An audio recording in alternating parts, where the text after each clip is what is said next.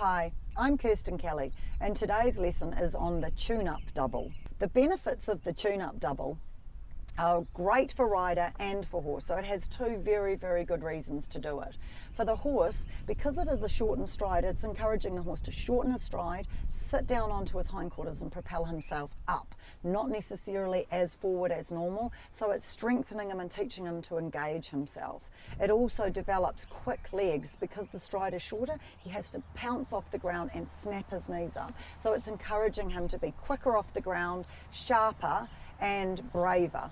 It's great for the rider as well, especially if you're a little bit nervous, because the first element in is very small, so there's no pressure. You can just canter in, pop over the first one and know that each time the stride will be there, and so you can put the second element up quite big and you can get a little bit more confidence by knowing that all you have to do is canter in, jump the first one and everything will happen.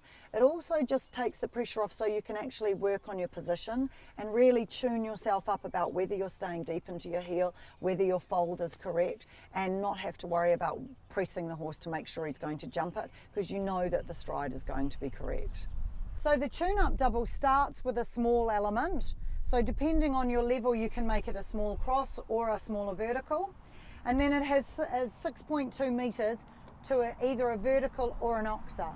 If you don't like oxers, I would suggest you build an oxer so that you get used to it.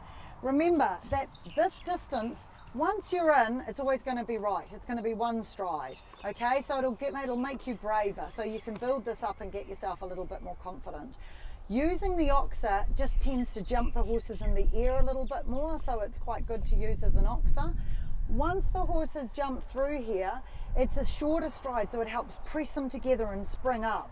Then once he's used to the fact that the distance is a little shorter, then you can ride the trot a little bit faster, which then makes him have to jump in and then adjust his stride and spring up and get quicker in front as well.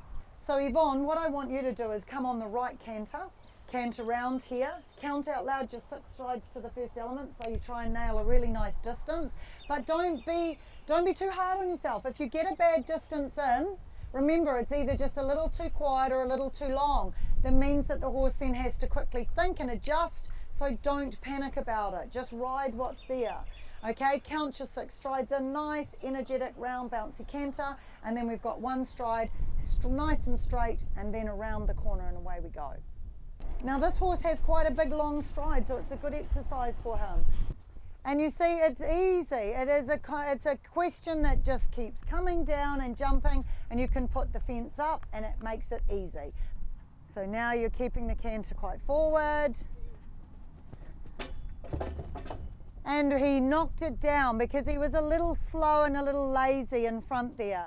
So that's fine. Remember that we want him every now and then to make a mistake so he can learn from it. So we want him to come round and do it again. Now if your horse keeps doing this and he keeps knocking it down, then I would suggest rolling a ground pole out like so that it helps him off the front of it. And we don't want him to keep making a mistake. We want to try and encourage him to get his knees up quicker. So by rolling the ground pole out, it helps him rock off the fence quicker. Good boy. Now you see how he pulled his knees up a little bit more over the top of the fence and got them up quicker and made a better effort. Now there's a couple of other problems which is great, you know, because he showed us once where he knocked it down, so then we gave him a little bit more room here with the ground pole. And with this ground pole, if your horse isn't that good in front and he keeps knocking it down, you can easily build it out to here. That's no problem at all.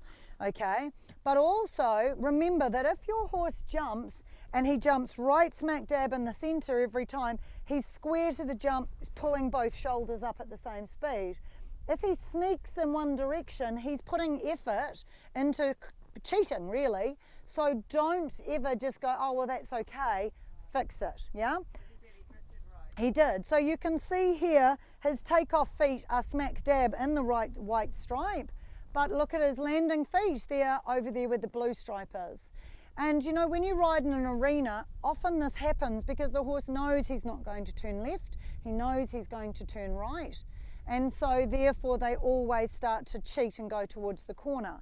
So there's 2 ways I can fix this. I can either put a barrel out there so that then he has to go round it, I'm going to not do that because I'm scared that he's going to swerve the barrel and dump you. So, which is possible. So that is one option that I could do. But what I think I'm going to do instead is I can either put a guide rail out like this, if he was shifting to the right, like that. Remember, start it out here and then gradually get it to this point here where you want it to finish up. So that will help keep him in the center of the fence. Okay, the other thing that I could do is I could give it a high-armed X. So instead of jumping it as it was, I'm going to pull the arms up so that it encourages him to stay in the center. Okay. Now, when you build the higher armed X's, it does back them off just a little bit. Even though if you look at the fence here, it has actually got smaller, the high arms back them up a little bit.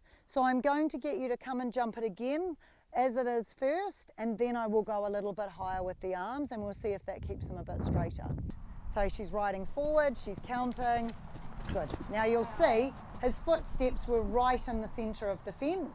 Now also, if you have a trainer, you could put them here so that it's encouraging the horse to stay straight. You can also do it with a rail, but if you do it from the rail, remember the rail should never be closer than 3 meters. 1, 2, 3. So the rail should be here on an angle like this, so it's encouraging him to stay in the center of the fence. Now if you have a horse that's on the opposite end of the spectrum to Wairoa here, and he's actually rushing this distance, there's a couple of things that you can do.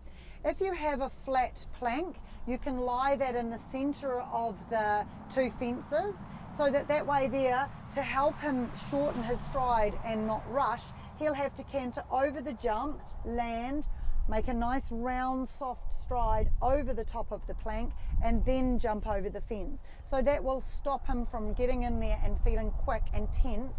It'll help slow up the stride a little bit.